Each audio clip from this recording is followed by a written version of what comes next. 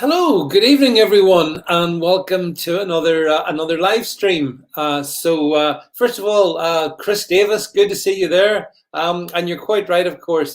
My good friends at YouTube, they really love me, Chris. They love me so much. But anyway, regardless of YouTube or Facebook or wherever, here we are, and we've got the next 60 minutes to be able to talk about at least some stuff, which hopefully you'll find interesting. So as we kick off, can I ask you, as always, to, if you like it, hit the share on like in Facebook, share and subscribe in YouTube. Do that. That's what we need to be doing. You want to follow me on other channels? They're all below in the description box. You'll be able to find me in Gab, Minds, so many places, all down below. Go there and have a look. Thumbs up. Let's beat the algorithms. The more thumbs up you get, the more the algorithms are unable to suppress me. So if you give me enough thumbs up, it's going to help. That'll be good. And finally, and last but no means least, donate. Put a few pounds in the pocket for Alt News Media. Keeps all this malarkey going. These are the things that if you can do that, that would be great. So look, thank you all for being on the stream. Chris, Ozzy, Vincent, Helena, nice to see you all. And there's so much to talk about, really, tonight. I'll tell you, there's two things I want to talk about tonight. I want to talk about just what's happened policing in the UK. I think it's an important topic, and it's one to hello to Jackie, by the way, Ms. Brexit, one of my many friends from my Twitter days, now in the past. However, I want to talk about the absolute state of British policing, and to start off with, I want to play you a video. I'm going to play the video. I think it's a very short video. It's a kind of become a notorious incident. I want us to watch this together, and then we're going to talk about it. So, can we cue up the video? What's right? Yeah. What are you up to? On the way to work, mate. Going to work? Do Yeah. you live round here? Yeah, I live around here, Where mate. do you live? Clifford Road, mate. Clifford Road. Yeah. What's your name, buddy? Don't worry about that. What do you mean don't worry about it? Huh? We're here to enforce legislation, mate, so I need to know who you are. Yeah, you don't need to know who I am. In order Haven't for committed me an offence, mate. Pardon? Haven't committed an offence. How do I know that you live round here? How do you know that these people don't live around here? Well, that's my job, isn't it? Yeah. So at the moment, I'm interested in you. Yeah, you want to turn your body cam on? Yeah, if you want me to. Go on, then. But we'll be dealing with this in a different manner now. Alright. Right then. Right. Coronavirus legislation. Yeah. You have to provide me with some details, okay? Otherwise, you're going to be arrested. So go and ask these Right. people. So I'm interested in you at the moment, okay? Yeah. So if you fail to provide me wait with some for me. details, you're going to be arrested, Oh, mate. back up from the Okay? bro. So you, Back up no, from the bro. you're refusing your details Bro, I'm refusing the details, Yes. bro. Look how close you're getting, bro. because you're going to get locked up in a bit, mate. I'm going to get locked up for Yeah. what? So you're going to be You've grabbed- just pulled up on me. Yes. Ask me for my name. Yes. Yeah. I live round here. Yes. What's to say these I other don't know people? you live round here. Yeah. What's to say And these you're other arguing. people? You're that... arguing with I know us. I'm arguing because Okay. you could say the So same that, to these that gives people. me reasonable You get me? suspicion that you're telling me No, lies. it's not. You're obviously just harassing me. No, I'm you not get harassing me? you. It's the first time I've Because met I've got a you, mate. hoodie on, I've got a coat on. I'm Yeah. on my way to work. Okay. Yeah. I'm a So normal you- citizen. Yeah, so you've got no problem Huh? with providing details. What, You're why a would hard-working I lad. want? Why would I allow someone to just pull me over? We're the and- police. We're and- not just someone, you idiot. Huh? What? So just because you're the police, that Yes. gives you the right to stop anyone you want Yes. and get their details? Because we're Alright, you enforcing... need to be re-informed Okay, about mate. the law. Let's just have a sit in the car then, buddy. What? Look, faggot. What the fuck? Sit in there. What? Sit in there. Bro, Right, we'll sort this out at the station then. why? Okay, so you're going to be late to work. Why? Bro, Put your seatbelt No. on. Well, what did you think of that one then, eh? British policing. Two thoughts from me. If only the chap had said he was doing this in honour of George Floyd and that he was a Black Lives Matters activist. He might then have been given an escort to the rest of his train. I presume he was going to the train station. But anyway, that is the absolute state of British policing. This gentleman, a young guy, I think, on his way to work, basically being bullied and accosted by the police. And I don't know what you guys think about that, but for me, I mean, there's so much wrong with this. Now, it has to be said, the police force concerned, which I think is West Midlands, have apologised subsequently for the behaviour of their officer, and I think he will be reprimanded. He should be sacked. He shouldn't be reprimanded. He should be gotten rid of. The police doesn't need people like that in it.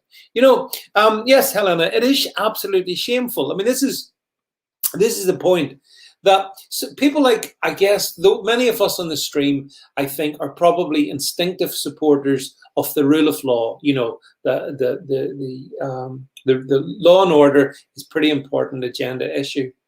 But, and this is the point, we've seen such stuff recently. I'm going to show you a couple of pictures in a second.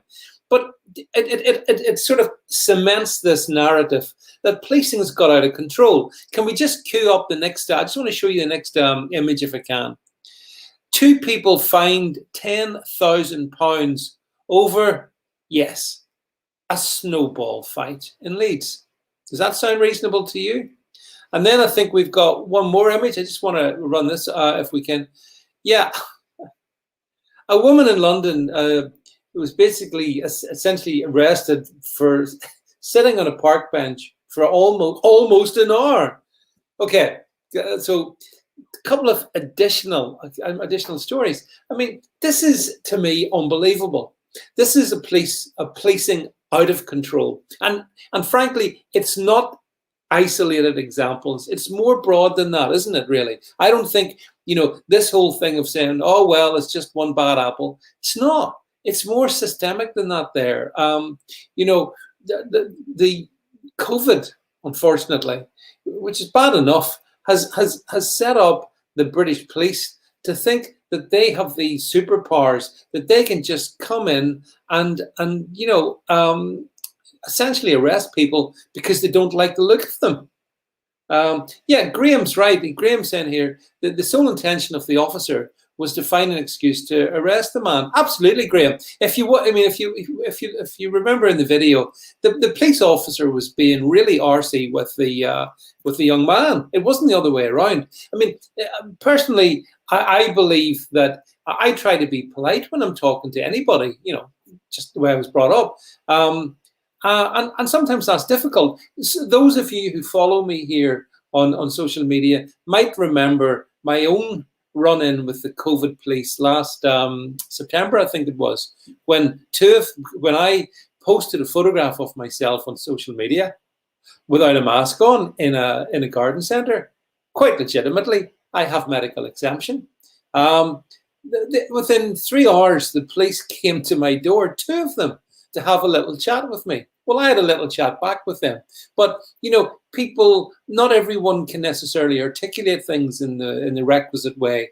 And so the police fundamentally have this great power now over us to harass us. And what gets me is they're fining people 10 grand for a snowball fight.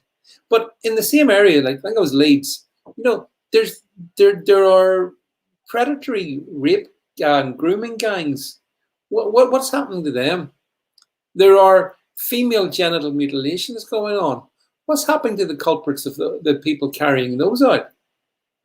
You know, so if it's a lady sitting on a park bench eating a sandwich, or if it's somebody firing a snowball, or in this case, a guy just on his way to work, this seems to be the police's you know, priority. In terms of reactions. So I don't know what you folks think about it, but I find it really reprehensible. British policing back in the day, way back, if you read your history, it was Sir Robert Peel basically organised policing around the idea of consent. We, the people, consent to the police taking care of us and implementing the law. Now, as Vic points out, and Vic, you're absolutely right, this is just easy pickings for a lazy police. You know, if this had been a gang of BLM activists, they wouldn't have been stopped. You know, if it had been, if it was other groups, and who shall remain nameless, given the fact we're on Facebook and YouTube, but I'm sure you know who I'm talking about. If it was another group, let's say of religious ideologues, do you think they would have been tackled in the same way? No. But one lone person on their way to work who says they've got medical exemption, it's basically the police have broken the law. The police have broken the law on this one. And so therein lies the problem. You know, we're now living in a world where the police, either through ignorance or arrogance, and you choose, you decide which it is. Is it ignorance? Is it arrogance? Just think that they can bully into anybody that they want. And I think it's quite cowardly of the police to do this, you know. And I think what it does is it loses them the respect of people like us, the law-abiding people. Well, the people who don't abide by the law don't give a toss about what the police do or what the police don't do, because they're not interested in the law. But people like us do. I've spent my life defending law and order. You know, in a country in Northern Ireland where it gets a little bit hairy, and certainly did back in the day, I can assure you, back in the 80s and 90s, if you said you stood by policing. But I was happy to do that. I've always been happy to support the police. And there's lots of good police officers still in the, I want to make that clear. But there is an unfortunate trend of these younger officers in some cases, but some of them are older too, who seem to relish the fact that with COVID, you know, they can get you for real serious crimes like snowball fights, like having a, you know, now, you know, I understand that there is, well, I understand lots of things here, actually. Jackie says the police have morphed into the Gestapo. Well, there's an element of that, Jackie. There's an absolute element of them becoming much more, you know, tyrannical. And John says, well, who is training these people?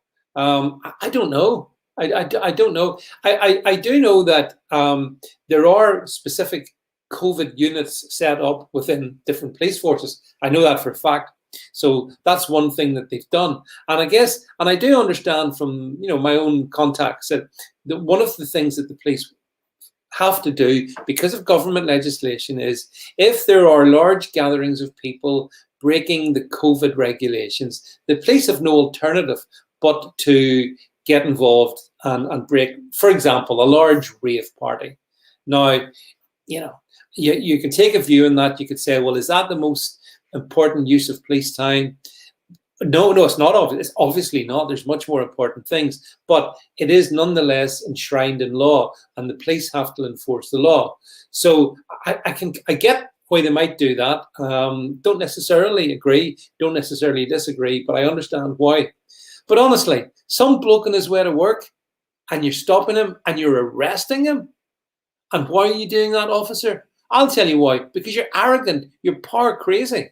This is the thing. They've been, you know, they have got this sense of power now, and because I guess there is probably less crime about, because some of the criminals, you know, the rich pickings maybe aren't just there as readily as they were pre-COVID. So the policing in Britain has changed, and it's changed in a way that I find, you know, very, very disturbing. I don't know. I would imagine most of you folks, you know, feel similarly concerned about the direction that we're going in.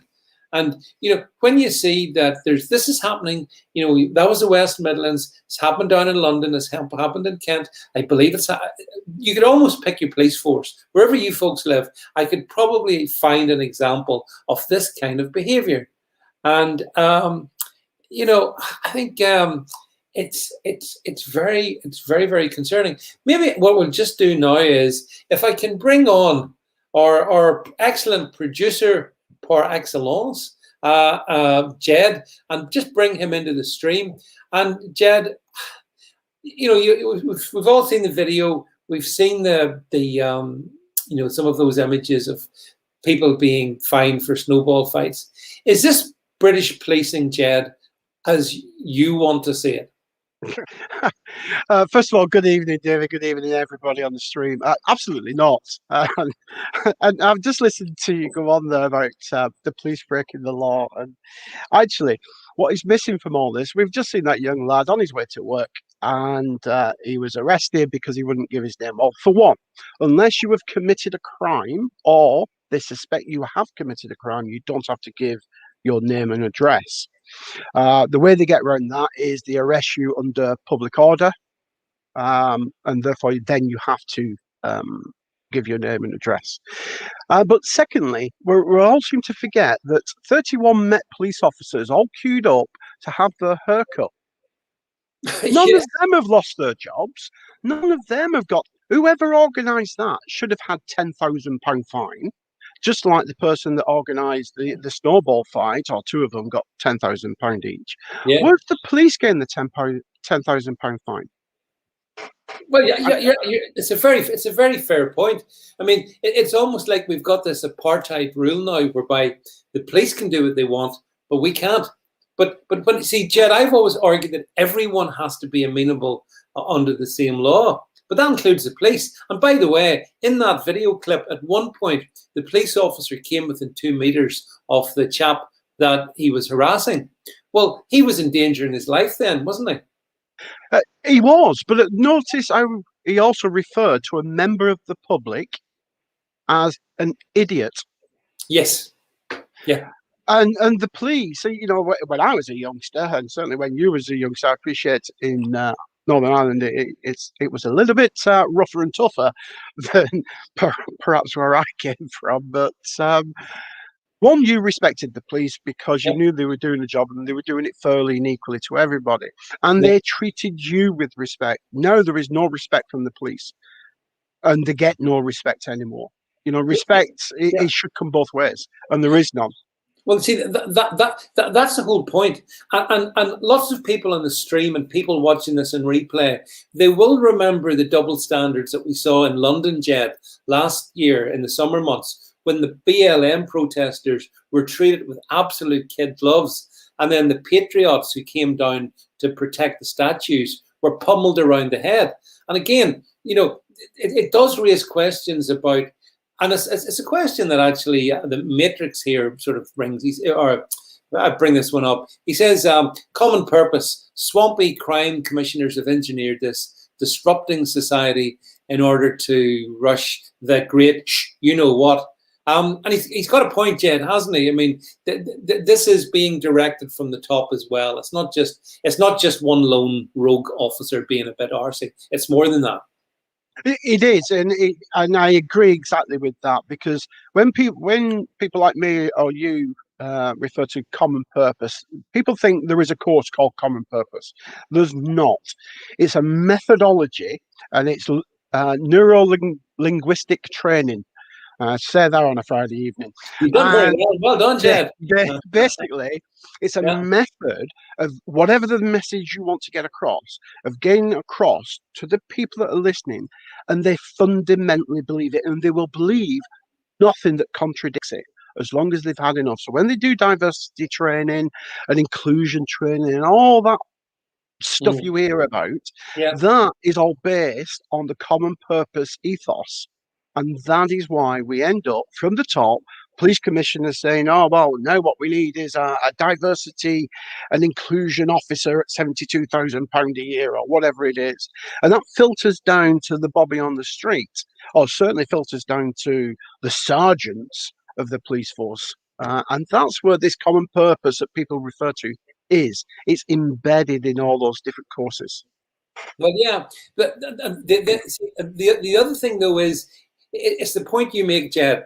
You know, you get back what you give out. That's a kind of rule of thumb in life. You know, if you go around being a hostile kind of person, you will get hostility thrown back at you. And if, in the same regard, if you go around trying to be a polite person, you will tend to get that sort of coming back at you. But policing used to be, as you say, based on mutual respect, Jen. You know, we respected the police, they respected us, because we're paying their wages, remember. Let's not forget that. And that's dramatically changing. But that change, Jed, it's accelerated at 100 miles an hour since COVID regs came in last March. And in that short time, less than 12 months, I think the British policing has become, quite honestly, a disgrace.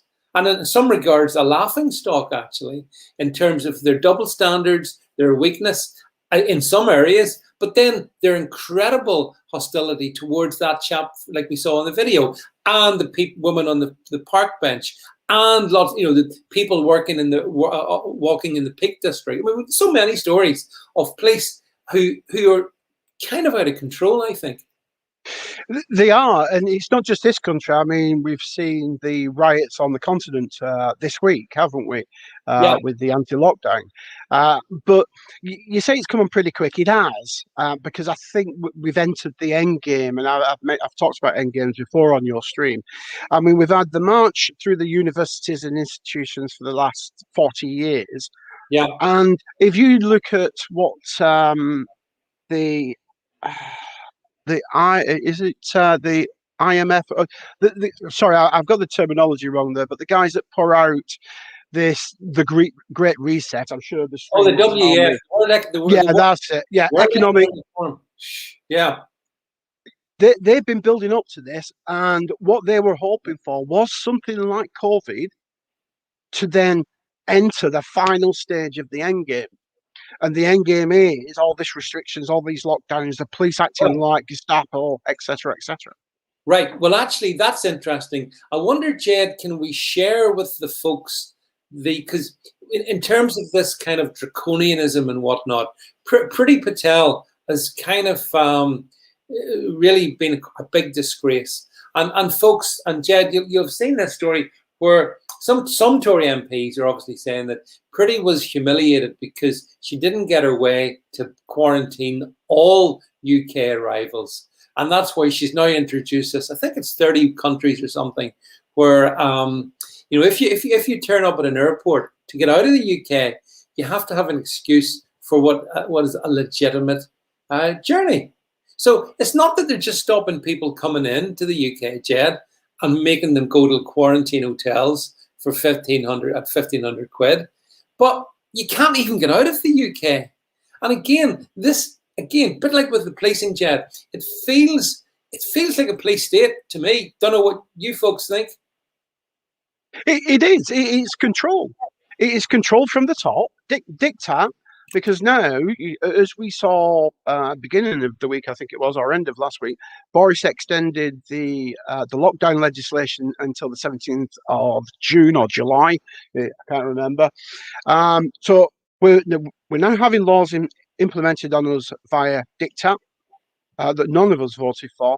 We're now getting citizens to decide on whether your actions are legal or illegal. Based on what? God only knows, because they're not lawyers. They don't understand what the law is. Nobody understands. The police don't understand what the law is. But we're getting citizens. And just to add to that, this week, going through Parliament, we've had the legislation to get your children to be able to tell and spy on you and be able to present that in a court of law. Yeah. That is 1984. It absolutely is. I mean, the thing is, I'm old enough, and I suspect some others are as well, to have lived to see the point where 1984, it's actually here. It's arrived with a vengeance. And I mean, it was coming our way, Jed, but COVID brought it so much faster our way. And so we have, the notion that kids would be encouraged to tell on their parents. Come on. These are the same kids, by the way, that the government won't let go to school. So there's an anachronism, isn't it? So the kids aren't allowed to go to school, but they are allowed to tell on their parents. So they're sitting at home, probably not being educated, on their phones or on their computers, doing whatever. And they can tell them, they can dob their parents in, Jed. That is surely straight to authoritarianism. Let's just take that a little bit further, David. So that's not just your kids saying, my mum and dad don't wear a mask, and they say they're exempt, but they're not really. They just don't want to wear a mask. This is, let's take a divorce. And during that divorce, it gets a little bit, a little bit tense between the two parents. One parent can convince the child that the other parent is bad and evil and has done X, Y, and Z to them without the child seeing it. The child goes into court, recites what they want for the favoured parent, and the other parent then loses access or goes to jail or whatever it might be. This is terrifying. This along with the police that you mentioned, the rules from the top, you can do this, you can't do that, we will control everything, is it really is. I think it's actually worse than 1984, because 1984 was fiction. We're living fact. Oh, we're living through it, And if you remember in 1984, there was the box in the corner that they could watch you through, and that they could have a control on you. Well, everybody, I mean, there's a box not in every corner, in every hand, every phone, every laptop, every the media is so much more manifold and omnipresent than George Orwell ever dreamed of back in 1947 when he wrote the book, and then published it in 1948. So it really is. It's shocking to see this kind of stuff. And as I say, I just lose all faith in policing. But and Priti Patel in particular, I've lost all faith in as well. But I just honestly, I just can't believe that as a country, we accept this notion of, oh, if I'm going to go to the airport, I need to have a reasonable excuse. I mean, what? You still need a reasonable excuse to go outside, David. Outside your own house, never mind going on holiday. You need a reasonable excuse to go outside. And if your neighbour thinks, oh, well, they went for their they're running, at 6:00 this morning, and now it's 2:00 in the afternoon, and they're going out again. That's twice. I'm going to ring the COVID police, and they'll come around and arrest them, because that's twice in a day, that, and you're not allowed that. Well, you see, one of the things that I discovered happened during the first lockdown was there, and this is from my own contacts, so this is from within policing.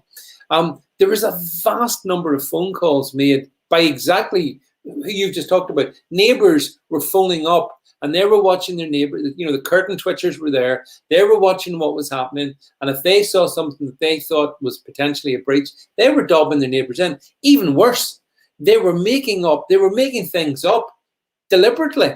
So they were deliberately, so that the police, because once you phone the police, and if I phone up and say, I think Jed is in breach of regs, I think he's having a rave every night, right? If I say that, and it's completely untrue, the police nonetheless have to check it out, Jed.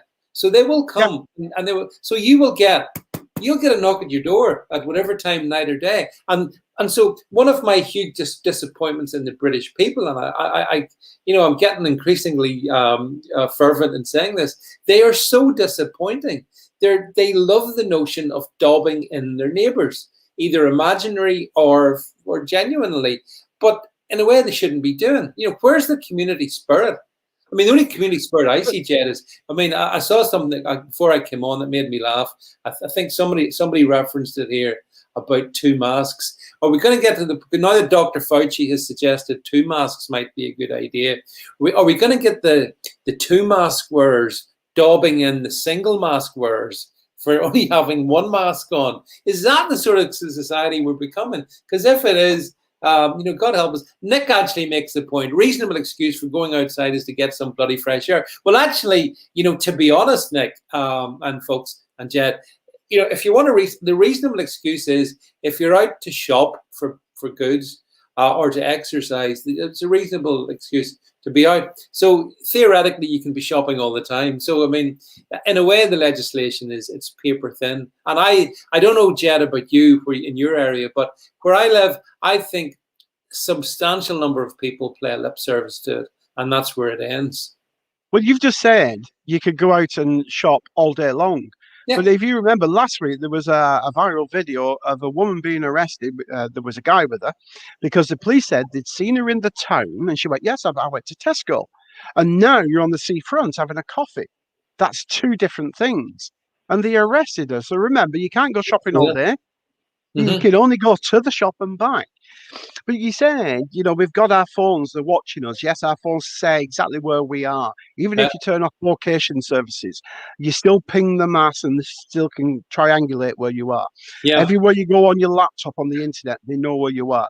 They've now got the kids telling on you. You can't go out the house unless it's a legal reason for you to leave the house. So everything's piling on now. And we're now getting neighbours and our own kids telling. Uh, so that box in the corner that's watching you is now that phone, like you said. It's that Yeah. laptop. It's your children. It's your neighbour. Yeah. They're all watching you to dob you in. And you're right, the police will come, they'll get the report, they'll come. I did think a couple of weeks ago of putting on some very loud music in my living room and lots of disco flashing lights with Yeah. just me and my good lady to see how long it would take for the police to come. Yeah. Yeah. But my good lady said, no, I wouldn't be able to cope. I wouldn't be able to cope, not with the police at the door. Because I just wanted to see if I could prove a point that people would dob you in. Well, I mean, I vividly remember when the sort of the gate.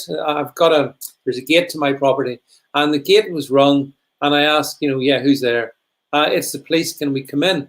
I was shocked when these two officers drove then up my drive to the house, and out of their cars with their masks on, standing 2 meters apart, and asking me all these impertinent questions.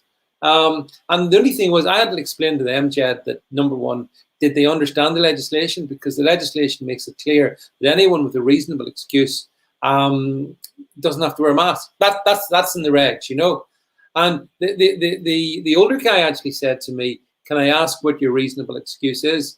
I said, "No, you can't ask. Check the regulations. You cannot ask that." So he was an older guy, and he was sensible. But you can get these maybe younger, more fervent ones, Jed, and they'll go through you for a shortcut if you say something like that, And we've seen it. We've seen it in supermarkets where people are getting arrested as well. I mean, did you ever think we'd get to the point as a country where people are being arrested in supermarkets for not having a mask? My God. I never thought we would get to where we are now, David. Never mind, being locked in our holes, but never mind being arrested at the supermarket for buying a tin of beans just because you didn't have your face nappy on. But we are where we are. But the people that seem to know the least about the law are the ones that are enforcing it, which are the police. Yeah. Yeah. And that part of that is because we have the legislation, we have guidelines. So they're taking guidelines as legislation, and legislation as legislation should be. But then directives from the chief constable, who is interpreted the legislation and the guidelines and said, right, officers, I've now mashed these two together, and this is what I want you to enforce. So none of them know the law. Yeah. Yeah, that's a very good point. That's exactly what's happening, actually. That's exactly what's happening. Well, Jed, I tell you what, we got to the halfway point in the program, and then I was watching, and folks who are watching this in the stream, I'm now going to bring in the European Union and vaccines. I'm going to bring it all together in a really annoying, something that's really caused consternation even where I live. And Jed, can we bring up the story, folks? This is a remarkable story. It's only broken in the past couple of hours, but I wanted to talk to you guys about it. So, Brexit. The European Union is introducing controls on vaccines to Northern Ireland. So fundamentally, the bloc has decided, unilaterally, by the way, that they will determine which vaccines can come to Northern Ireland and in what quantities. And they're doing that under what's called the Northern Ireland Protocol, which is an absolute disastrous thing that Boris Johnson negotiated with the EU to get his so-called deal. And the EU are now, Jed, exploiting this with a vengeance. So as I talk to you tonight and everyone tonight, and I know there's some people here on the stream like Ozzy from Northern Ireland who follow me, if the vaccine, if a COVID vaccine is destined for Northern Ireland, and it originates from the European Union. The European Union are saying they will determine how much of it comes here, not the British government. And the thing about this is, Jed, like, you know, I find myself conflicted because, as you know, I'm not an anti-vaxxer. I believe in vaccines. They do a job, and that's for sure. I'm certainly quizzical about this particular vaccine. And there's lots of information and data that would justify that, I think. But at another level, if somebody wants, if a person who thinks they're vulnerable, Jed, would like to get a vaccine, the notion that the European Union is going to stop it almost beggars belief. I mean, the DUP have gone ballistic on this one in the past hour or so. But I wondered what your reaction to this EU. Sorry, I see Sharon. I'll put up Sharon's comment here. There you go, David. That's a good thing. I don't believe in the vaccine. Well, to be honest, Sharon, neither do I. But I believe in choice, and I believe if somebody put it like this. I believe Britain decides what applies in Britain, Jed, not the bloody EU. So since when? So what's your thoughts, Jed? Reaction? It's typical. I'll just go back to 70 years ago. A Hungarian was shot, and somebody invaded Poland, and then we had a war. Well, somebody wasn't injected. We're probably going to go to war. The thing is, they signed a deal 3 months too late. It's on the best effort. I've seen the contract. The contract's out on the internet. Yeah. They signed it too late. They signed it as a best endeavour to provide, which is what everybody's signed, a best endeavour. But you're talking about Northern Ireland here, and I've thrown in a clip here, David, that just before the stream I mentioned to you. Yeah, and I think actually it's quite apt if I just play it now, if you don't mind. Yeah, okay. It's just a short clip, and I think a lot of people will remember this just a few years ago. So here we go. Will you give us a clear commitment that the European Union will not impose a border, customs posts, or any other infrastructure of a frontier in order to protect the European borders in the way you're doing to the detriment and at the loss of life of people in the Mediterranean? That's the question. We don't trust the Tories. Can we trust you? Yes. No border, under any circumstance. So no border under any circumstance except when it comes to the vaccine. Yeah, it's remarkable. And of course, the other thing, Jed, and again, I mean, I've seen some of your comments, folks, here, and I know there's a lot of shared cynicism about the vaccine. I get that. But you'll have seen the massive row between the European Union and AstraZeneca. And again, this one amuses me. So they are basically the European Union have fallen out with AstraZeneca, and the Germans in particular have made all kinds of claims, right or wrong, and because they can't get enough vaccines. And it's like, you know, this sclerotic European Union monster, which we're perfectly, you know, thank goodness we're out of it, and at least in some regards, it's not been able to manage getting its own vaccine rollout in anything like the numbers that are required. So what does it do? It turns on the drug companies in terms of AstraZeneca. And then there's this, I wanted to go on about this one. So I very rarely watch Question Time now on the BBC. In fact, hardly anyone watches Question Time. Their numbers are back by about 90%. So thumbs up for that one. What a shame. Yeah, I know. I'm heartbroken for Fiona Bruce. Pity her salary isn't back 90%. But anyway, they were talking about this whole thing, this whole AstraZeneca EU vaccine thing, and the bleeding hearts that infest Question Time. They were basically putting the line, well, you know, look, this is a global pandemic, and what we should do in Britain is we should share our vaccines with our good friends in the European Union. So maybe Granny doesn't get a second dose, maybe we send it to, you know, Germany or France or Spain or wherever it is. And they were having this love in this, you know, yeah, let's send some of our vaccines to show our solidarity with the European friends. And yet, Jed, it's only about less than 6 months ago when the Remainers out there were saying, if we leave the EU, we're going to be cut off from medicine. Well, how did that one work out for them, Jed? Well, I listened to talk radio this week, and Juliette Lebrew had Lord Adonis on. Oh You know, yes, yeah, and he would not accept that the EU had signed the contract 3 months later than what we had. yeah. He just simply won't accept that. And she's saying it is a fact. It's out there. We know they signed it 3 months later. But you see, what they're trying to do at the moment is they've got the 27. They had the 28, of which we obviously was one of them. And whatever they said, we would have to do. They seem to have forgot we've left, and we don't have to do what they tell us to do anymore. But they haven't realised that. They're still living, you know, in 2016. Well, actually, we could have said 2020 as well, couldn't we? But Yeah. they're still living in the past, and they still think they have rule over us. Now, I can see them blockading those factories on the continent. I can see that, and we will have to go with the factory that's the two factories in the UK. But by that, I think Yeah. 25% injected, if you see what I'm saying.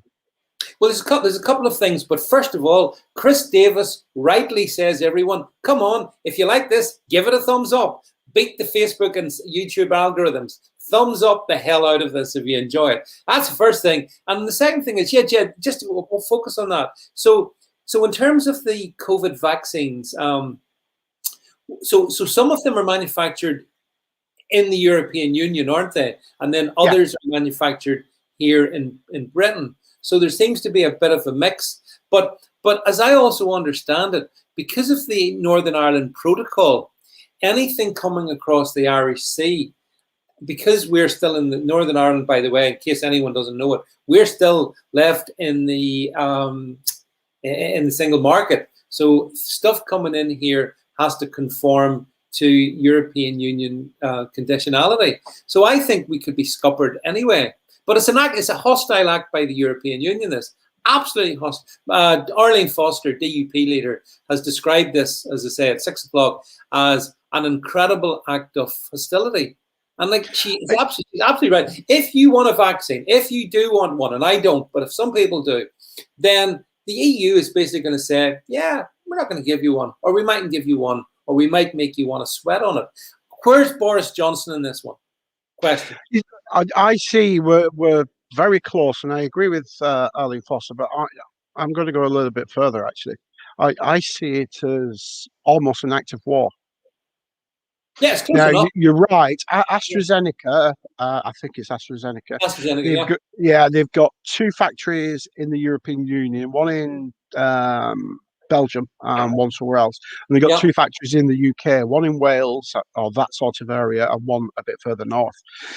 Now the thing is, they've implemented, I think it's protocol, is it 16 or protocol 6 of Boris's deal. However, as I said to my good lady, there's an article or a paragraph in that deal that says within the first 12 months, Boris can tear it up. And I've now been putting out hashtags, Boris, rip up the deal. Anytime I see anything about the vaccine, Boris should just rip up the deal.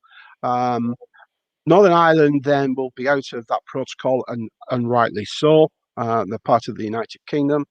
And we'll just go on, and they can sink themselves. Other countries are going to follow. There's elections in France. There's elections potentially in Italy. I tell you, we're the first of many. I mean, there's a very interesting comment here. I just put it back up again. The European Union blocked Ireland from purchasing the British AstraZeneca Oxford vaccine, most likely as punishment. Yeah, the EU are quite happy to deprive the Irish of whatever they want. As long as it hurts us. This is the thing. And the other thing, by the way, which some people may not know, so much of this relates to what's called the Northern Ireland Protocol. Now, another interesting bit of breaking news in the past couple of hours. Turns out that the Northern Ireland Protocol has to be accepted by the Stormont Assembly. The Stormont Assembly, it was set up under the auspices of the Good Friday Agreement, which I oppose, by the way, but that's what it is. That's how it was set up. And the way that things work is you've got to have the majority of unionists and the majority of nationalists to agree, and then the decisions, and then the law is made. That's the basic root of it. Guess what? Somebody in the Northern Ireland office tweaked an international treaty so that it doesn't apply to the Northern Ireland Protocol. So in other words, when this goes to the Stormont Assembly to be passed, it can be passed by a minority of Irish nationalists. They don't need to have cross-community support. So it's really weird. It's like, the British government is betraying Northern Ireland. The European Union is muscling up to the British government. The Irish government don't seem to know what they're doing. It's a mess, Jed, isn't it? An absolute mess. Yeah, but if you think who was pushing for that protocol, that was Ireland with Varadkar. Oh, it was. And, Yeah. And if you think the nationalists are on Varadkar's side, of course they are. So let's do a few tweaks in the background. So we'll get this protocol added. Boris will go, yeah, but it'll never get used, etc., etc. However, we can vote for it on not on a majority, but on a minority vote, and we'll get the reunification of Ireland, because that's the ultimate goal, of course. Yeah. But they're not going to get that. I've got a feeling if these tensions, well, I'm hoping if these tensions continue to rise, which I can't see them not doing at the moment, I just want Boris to rip that deal up and say, no, on your bike, first 12 months, we've already had trouble with the border. You won't let our guys through. Yeah. They couldn't take the ham sandwich across with them in the truck, etc. etc. We've all heard it, the issues. I think we just rip up the deal, say, up yours, we're off. Personally, I think we should invade Calais and if you do remember, Calais was at one point under British control. I think we should bring it back. Actually, can I say I do agree with Jean Wallace. Jean says that her immune system has stood by her and works really well. You're, Jane, absolutely right. And the way you look after your immune system is you exercise, you get out in the fresh air, you meet other people. In other words, all the things that government's stopping us doing. Isn't that a strange one, Chet? The things that would boost Jean's immune system and Sharon's and Craig's and everyone's, yours and mine, we're not allowed to do. We're being restricted to do them. I find that weird. Again, though, I'm sorry, but I do listen to talk radio a lot. In fact, I listen to it from the moment I get up until I do anything else other than, like on these streams. But Julia had a guy on about a report that's just been published to say that actually forcing people to stop in their homes, they've now got evidence that it is going to actually make you worse if you get COVID because your immune system has been compromised because of the prolonged isolation away from germs, bacteria, and other viruses that your body's not had chance to build up immunity to. So if you get COVID now, you're more likely to get it bad or worse, or worser, that's a good English word, worser, than you would have done if you hadn't have been locked away, and there's no evidence of that. Yeah. No, I mean, I find so much of this is conflicting. Very interesting point from Chris Davis saying his company told everyone to get a COVID test. Now half the company are self-isolating. Well, actually, Chris, is interesting because I can tell you, going back to the first topic we tackled, the police, large numbers of police forces are seriously undermanned at the moment because, guess what, Chris? Lots of officers have gone and got tests, or their colleagues have got tests and they've got a positive PCR, and then they all have to go and self-isolate, just like in the NHS. So this is such a destructive, set of policies that are being put in place. So what's it? Globus Hysterica says, I received a text from the NHS today telling me I'm not over 70. I knew that already. Well, I hope you did. I hope you hadn't forgotten that. If you had, maybe you were over 70. Well, the thing is in all of this, by the way, that the vaccines dominate the news agenda. And we have to be careful, Jed, because on Facebook and YouTube, they don't like people to be critical of vaccines. And I'm not critical of vaccines in general. I do raise some questions. One of the questions is, one of the things is facts. This is not an opinion. Is that, for example, the latest Janssen, which is a subsidiary of Johnson & Johnson, their vaccine, I think they're claiming it's got a 66% success rate or whatever of stopping you getting severe symptoms. None of these vaccines are claiming that they stop you, Jed, from getting the virus or transmitting the virus. Their efficacy is around ameliorating, the worst bits of it, so you don't get really bad or you don't die, which is fair enough if that's what they do. But I'm just wondering, how do we get out of all this if ultimately government's talking about having a zero COVID strategy? Certainly the Irish are talking about that, zero COVID strategy. And at the same time, they are, the country's been locked down. So where does it end? Chris Davis keeps telling me, David, it's not a vaccine, it's a protein spike. Right, Chris, I get that. I understand you told me that. And also, by the way, hang on, by the way, I need to say aloha to Donny Girl from Hawaii. Aloha, Donny Girl. Right, sorry, Jed, over to you. That's absolutely fine. It's gene therapy, to be more precise. Now, what I'm saying, and although I personally will not be taking one, I think if you are in the vulnerable groups, certainly the first 4 vulnerable groups, I think actually it's advisable that you should get it. I advocate for those people to get it, even though I wouldn't advocate it for myself. There is a difference from somebody fit and healthy. I don't know how fit I am at the moment, but fit and healthy compared to somebody who has underlying conditions and is elderly.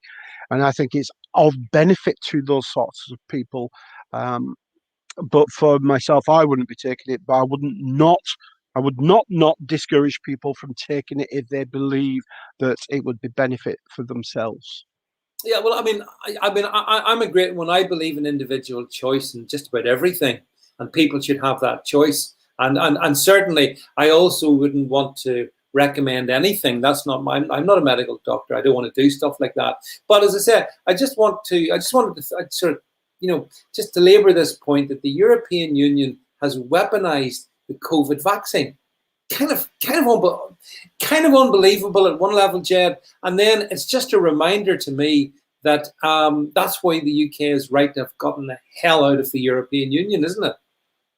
Well, I saw a tweet actually today from Adam Bolton, a staunch Remainer, and he tweeted that the EU were now making the case for Brexit, which is absolutely brilliant, because they are. Because this is not about we want for our people, as the past 24 hours has shown. It's to show that we don't want you to have your vaccine because we're not going to allow you to have it. And we're now getting to that stage where it's all about stopping us having it, like they stopped Ireland having the vaccine. They're not the only ones that they're stopping having the vaccine, if you see what I mean. Yeah. We'll blockade, you have to get the export license from the EU now to move it from Europe. Right. Yep. Yeah, they're putting hurdles in the way, which in the end will kill people. And that's why I said I think it's closer to an act of war. Well, the thing is, every life is sacred. Whatever age you are, it doesn't matter. Every life's sacred. And if a vaccine could help you, or a spike protein, or whatever we want to just call it, right? Whatever AstraZeneca produced, let's put it that way, or Pfizer, or Moderna, or Johnson & Johnson, or Janssen, whatever they produce, if that is able to help someone and genuinely help them, I'd be in favor of that person making that decision for themselves. But quite honestly, Ursula von der Leyen and the Goon Squad in Brussels, they say no. And they've said no, Jed, because they have screwed it up completely on the continent, within the EU. I mean, I was reading, who was it? Oh gosh, was it Poland, or certainly a couple of the EU members were trying to do a deal with Russia or Britain and bring in vaccines, themselves outside, not going through the EU system. Yeah, I think Italy was one of those that had done a deal with Russia for one of their vaccines, and I think it was the Netherlands that had done a deal as well. Yeah. And then that's why the EU was 3 months behind, because they're like, no, stop! You can't do your own deals because we are the controller. We're the fat controller. That's what they are. That's what they are. Yeah. So then they spent 3 months, and as AstraZeneca said, after 3 months, they literally agreed exactly the same deal that the other countries had negotiated. For every dotted I and crossed T. But it took them 3 months of umming and ahhing. I wonder what, Jed, yourself and the stream makes of the fact that I understand that Nicola Sturgeon was threatening Boris with telling the European Union what quantities of the Pfizer vaccine that the UK has available, because she's obviously, that information is made available to her. And obviously, Boris is rightly taking the view that's not the business of the European Union. But Nicola Sturgeon thinks she's going to tell anyway. What did you think about Sturgeon in that one? Well, I think Sturgeon's days are numbered anyway, because Salmond is going to bring her down. But if she does that, she's breaking contract law. She's breaking contract law, and the UK government will be fully in their right to take her to court and lock her away for good. Second question, was the SNP have also complained bitterly about Boris going up to Scotland yesterday, because apparently, according to them, it was non-essential travel. And the question I have for you is, can you explain how the UK Prime Minister going to Scotland is non-essential travel, but Celtic going to Dubai to play in a football match is essential travel and given permission by the Scottish government, according to Celtic? Why might that be? One word: politics. She's playing politics. Boris was reported to the police for breach of COVID restrictions. Yeah. It's politics, David. I think she knows her days are numbers, and she's clutching at straws to try and bring as many people down with her as she goes. But Salmond and a few others of her inner circle who have spoke up, and I've seen some articles today by We've Got a Problem. He's done a good long piece on it today. She's going down. Without a shadow of a doubt. The next couple of weeks, maybe the next 4 weeks, she'll be gone. Yeah. And independence will be gone as well. I think, just looking at the comments here in the stream, I think, Jed, that's a universally shared hope and hopefully expectation. I think we'd all like to get rid of this toxic Caledonian clown, which is what she is. I mean, for years. Yes, yeah, absolutely. Toxic to the core. Toxic, and I mean, when I remember back in my Twitter days, I used to enrage the SNP. There was a name for them. They had a mob on Twitter. I forget what the name was, but they used to come after me because I used to say that the SNP was driven by not so much a love of Scotland, but a hatred of England and English people. And they hated it when I said that. But I think that's true. I think the SNP is essentially, it's driven by hatred, which is an awful emotion. No one should be driven by hatred of anybody or anything. But I think they are, and hence let's get the police to arrest Boris. It's non-essential travel.